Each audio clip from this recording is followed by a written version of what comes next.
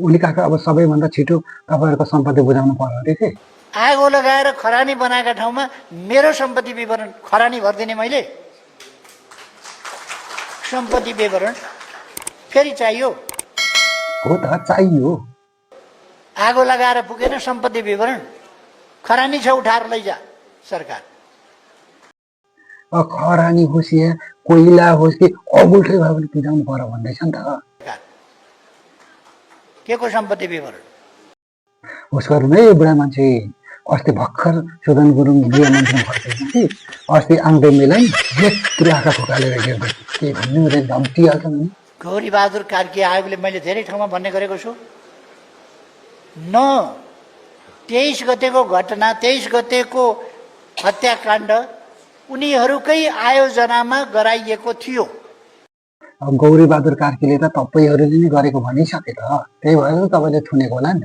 कसले गोली चलायो थाहा छैन। गौरीबहादुर कार्कीले त ओलीबाले नै गोली चलाएको भनेर दिएको होइन।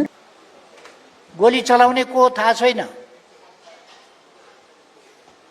अनि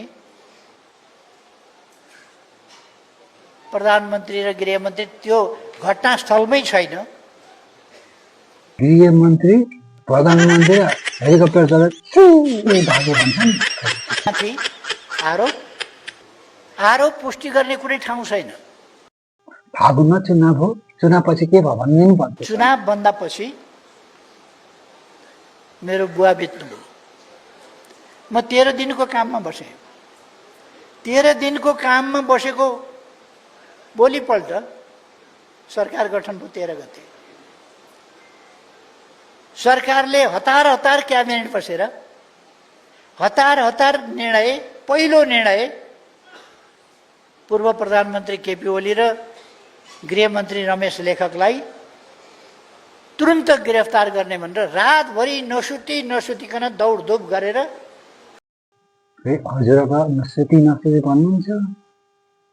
सुदन गुरुङमा त्यही हो, बिस्तारमा ठाडो खुट्टा लाएर सुती पनि काम गरेको नि त।